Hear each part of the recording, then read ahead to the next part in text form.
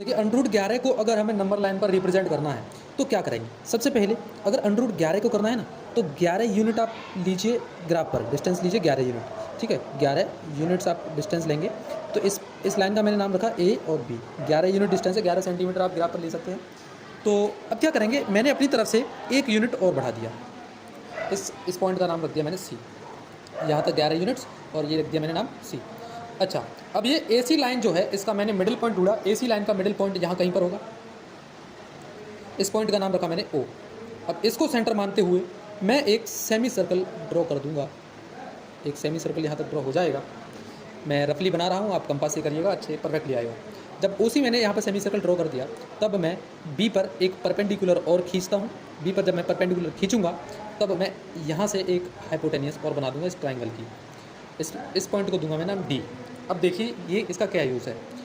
अब ये बताइए, ये AO और OD बराबर होंगी क्योंकि रेडियस है सेमी सर्कल की, और OC भी बराबर होगी। हम जानते हैं AO OD के बराबर है और OC के भी बराबर है क्योंकि ये रेडियस है। बता सकते हैं ये कितनी हो सकती है, बताइए। ये पूरी लाइन का आधा ही तो है, मैंने ये 1 यूनिट लिया था। तो पूरी लाइन होगी हमारी 11 और 1 12 यूनिट की। 12 का आधा 6 यूनिट, यानी कि हमारी ये जो रेडियस है वो 6 यूनिट की है। डायमीटर का आधा ही तो होता है रेडियस। ये डायमीटर का आधा 12 और इसका आधा 6 यूनिट। तो ये 6 यूनिट हुआ। क्या हम OB भी निकाल सकते हैं? OB यानी कि ये डिस्टेंस, क्या हम इस डिस्टेंस को निकाल सकते हैं? देखिए यहाँ से यहाँ तक 11 यूनिट था।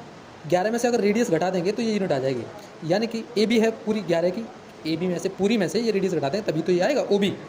तो 11 में से ये पूरी 11 में से इस रेडियस को घटा देंगे। 11 में से 6, 11 में से 6 गया तो कितना बचा? OB कितने का है? 5 यूनिट का। अब आप मुझे एक बात बताइए कि हमने ये भी निकाल लिया था, कितने का था?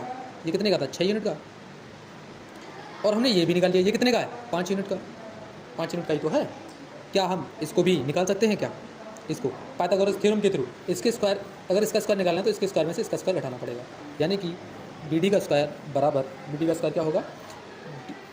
DO का स्क्वायर माइनस OB का स्क्वायर। यानी कि हमको इसका स्क्वायर निकालना है तो 6 के स्क्वायर में से 5 का स्क्वायर घटाना पड़ेगा, इसके स्क्वायर में से इसका स्क्वायर घटाना पड़ेगा।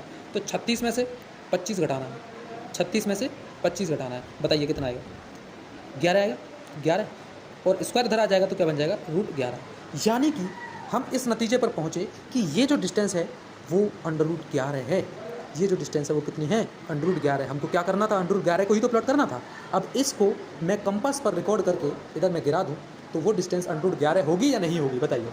√11 होगी। तो इस तरह से हम इन संख्याओं को रिप्रेजेंट कर सकते हैं नंबर लाइन पर। Thank you.